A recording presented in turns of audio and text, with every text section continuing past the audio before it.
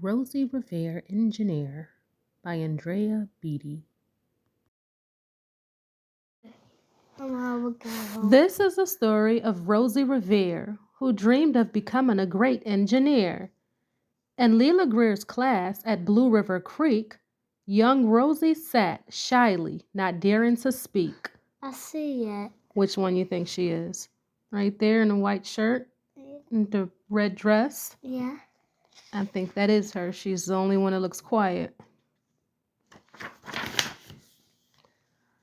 But when no one saw her, she peeked in the trash for treasures to add to her engineer stash. And late at night, Rosie rolled up her sleeves and built in her hideaway under the eaves. Mommy? So, you know what's this look like? I thought that wasn't her hair, and I thought that was her feet.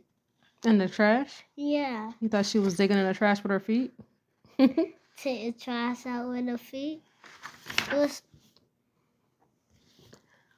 Alone in her attic, the moon high above, dear Rosie made gadgets and gizmos she loved. And when she grew sleepy, she hid her machines far under the bed where they'll never be seen. So, Mommy? Hmm? So what's that? These are little things that she made. All of those are experiments that she made, little gadgets. No, like this. All of them are. Oh. She made all of that. Oh.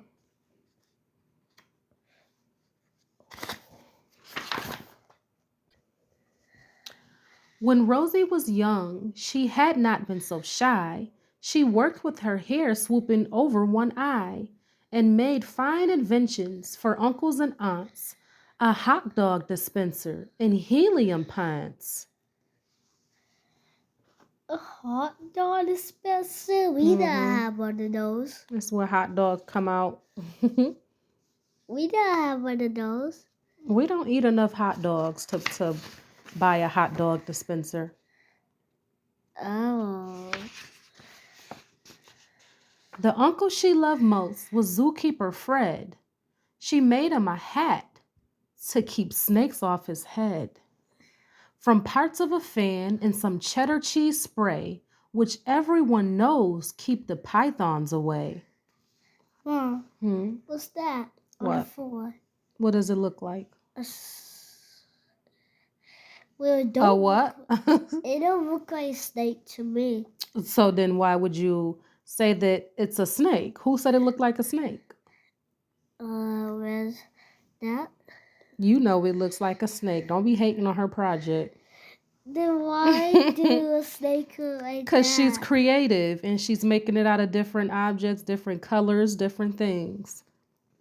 It's good to have blue on it. And when it was finished, young Rosie was proud. But Fred slapped his knee and chuckled out loud. He laughed till he wheezed and his eyes filled with tears, all to the horror of Rosie Revere, who stood there embarrassed, perplexed, and dismayed. She looked at the cheese hat and then looked away. I love it, Fred hooted. Oh, truly I do. But Rosie Revere knew that could not be true. She stuck the cheese hat on the back of her shelf, and after that day kept her dreams to herself. Aw, her feelings are hurt. It don't feel sad to me though.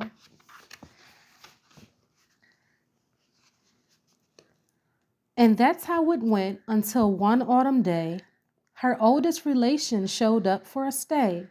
Her great-great-aunt Rose was a true dynamo who worked building airplanes a long time ago.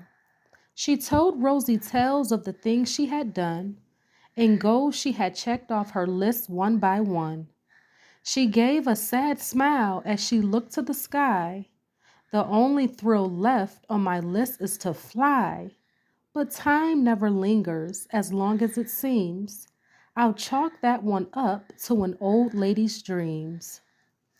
So she has dreams to fly. Who? The aunt.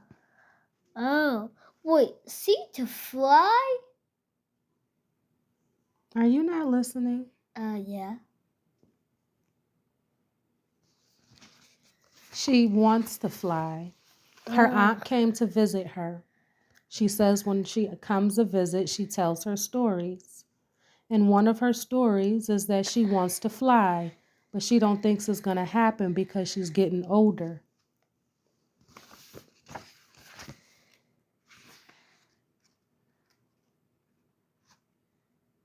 What? The page was stuck. That night, as Rosie lay wide-eyed in bed, a daring idea crept in her head. She could build a gizmo to help her aunt fly. She looked at the cheese hat and said, "No, not I." But questions are tricky and some hold on tight, and this one kept Rosie awake through the night. So when dawn approached and red streaks lit the sky, young Rosie knew just how to make her aunt fly. What do you think she's gonna do? Like, make a cheese chocolate. A cheese copter? Yeah. Get it? Yeah. Cheese copter. She worked and she worked till the day was half gone. They hauled her cheese copter out onto the lawn. I said cheese cocker, didn't I? Mm-hmm. That was right. To give her invitation a test just to see the ridiculous flop it might turn out to be. That didn't look like a cheese flopper to me. Strapped into the cockpit, she flipped on the switch. The Helio cheese copter sputtered and twitched. It floated a moment and whirled round and round, then froze for a heartbeat and crashed to the ground. Mom, while I was reading the story, I thought her eyes was looking right here, but They're goggles. her goggles, but it was moving like this. All right, pay attention. It's just because my eyes. When Rosie heard laughter and turned round to see the old woman laughing and slapping her knee, she laughed till she wheezed and her eyes filled with tears, and all to the horror of Rosie Revere, who thought, "Oh no, never, not ever again, will I try to build something to sputter or spin, or build with a lever, a switch, or a gear, and never will I be a great engineer." She said she tried to save Bobby a best. So when they laugh at her or when she see people laughing, she thinks they're laughing at her ideals and she doesn't want to do them anymore. But when you really, really, really want to do something that you love, you shouldn't let nobody else laugh at you or say that you shouldn't do it. You just do it. Okay. She turned round to leave, but then Great-Great-Aunt Rose grabbed hold of young Rosie and pulled her in close and hugged her and kissed her and started to cry. "You did it! Hooray! It's the perfect first try. This great flop is over. It's time for the next." Young Rosie was baffled, embarrassed, perplexed. "I failed," said dear Rosie. "It just made of trash. Didn't you see it? The cheesecrafter crashed." "Yes," said her great aunt, "it crashed, that is true. But first, it did just what it needed to do. Before it crashed, Rosie, before that it flew."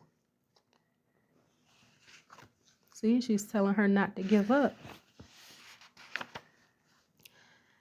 "Your brilliant first flop was a raging success.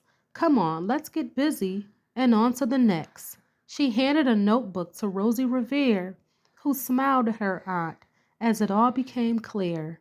Life might have its failures, but this was not it. The only true failure can come if you quit.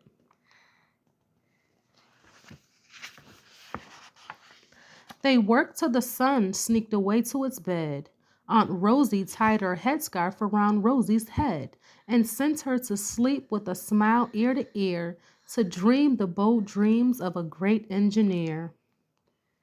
So, how did it paint people?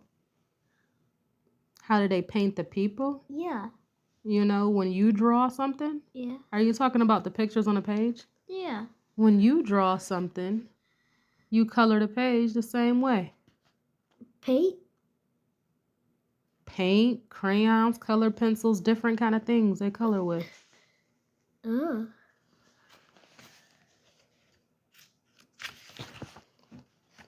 At Blue River Creek, all the kids in grade 2 built gizmos and gadgets and dunk hickles too. With each perfect failure, they all stand with cheer, but none quite as proudly as Rosie Revere.